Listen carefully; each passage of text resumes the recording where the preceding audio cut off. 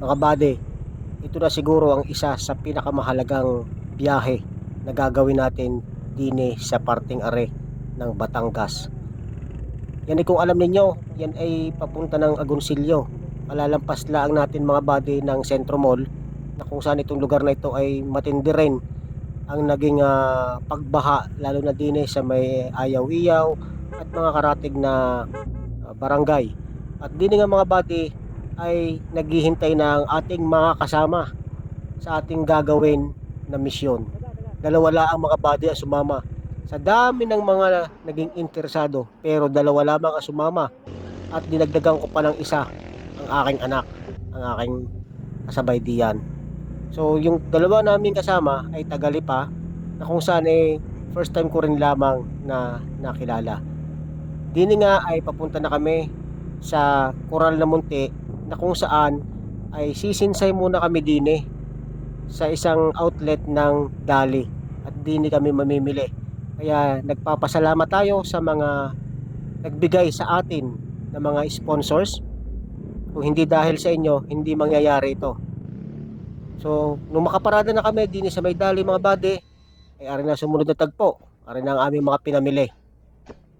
Yan. Yan ang aming ipamimigay. Pero, mga bade, babaguhin natin ang sistema. Kung ang nakikita ninyo sa mga content creator na nalabas sa kanilang mga Facebook page ay sila'y namimigay ng tulong, mapa-personal man nilang gastos ito o mapa-sponsor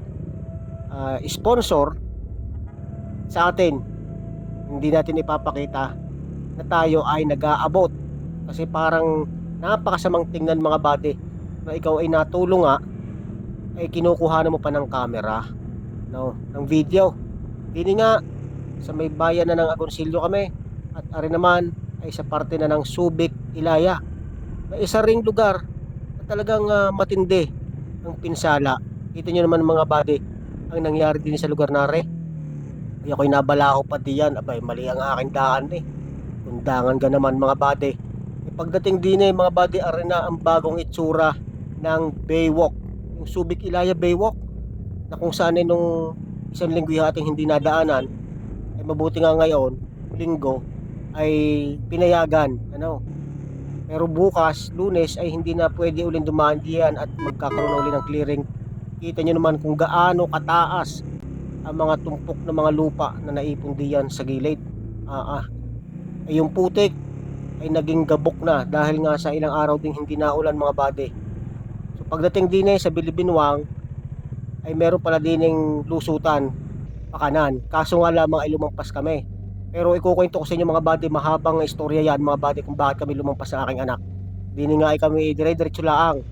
Kaya ang isusunod kong video dito ay yun ang pagdaan namin doon sa sinasabi ko. Iyon, nakita din namin ang kalsadang are. Ay hinihintay na pala ako ng mga are mga bade. Basta ikukwento ko sa inyo sa susunod na vlog kung anong nangyari. Tingnan nyo naman mga bade ang nangyari din sa parting are ng Bilibinwang. Talaga namang napakalaki ng pinsala din ni mga bade. Nagkaroon talaga ng kakaibang landscape. Kagaya nito mga bade. Dati ang kalsada ay nandini sa kanan. Ay nung nagkaroon nga ng napakalakas na pagbuhos ng ulan, dulot ng bagyong si Christine ay nangyari. Yun, yung kalsada na simentado na ating dinadanan ay nandoon sa kabilang ibayo na yun. Ako, ang pagkakagabok naman talaga mga bate. Mabuti na lang at meron tayong nakasama dito na taga dini at talagang tayo ay dadalhin doon sa lugar na kung saan ay talagang matindi ang pinsala. At ito nga ay ang Sitio Bangladesh ng Barangay Bilibinwang. Kita nyo naman mga bate, ang kalsada talagang puro putik. Mabuti na nga lamang at ng mga oras na yan ay walang ulan, kaya tayo ay maayos na nakarating din sa kanilang pinaka sityo. Nakakaawa mga bade, kung makikita ninyo mga bahay doon sa ating pinalabas na isang video, ay talaga namang sasabihin nyo kayo ay napakaswerte pa kung ikukumpara sa mga naranasan ng mga are. Sa tagpong ari mga body ay nagpalipad na ako ng drone at ari nga nakikiusyuso na ang mga taga Sitio Bangladesh at talaga namang grabe din na naging pinsala. Panoodin ninyo yung ating isang video na kung saan ipinakita ko yung kabuuan ng lugar. Kita nyo naman napakadaming sinalanta itong bagyong ito. At pagdating nga din ng mga buddy, kami paalis na. Papunta naman kami sa susunod na barangay, sa Barangay Banyaga. Ay tingnan nyo naman mga buddy, yan, yung lugar na yan, kadami rin naging pinsala talaga. Kami kumain muna diyan sa may Triple J at kami ay dumiretso na papunta nga ng Banyaga. Dahil doon sa susunod naming misyon, kami naman ay may pupuntahang isang sitio din na matindi rin na naging pinsala at balita ko ay may mga casualty dito. Ayan, itinuro pa nga sa akin ni Kuya kung saan banda yung sinasabing sitio Look Kanluran, na kung saan ay arena mga buddy ang pinakakanto. Ay talagang mapapalaban ata tayo din ng off-road mga buddy, tingnan nyo naman.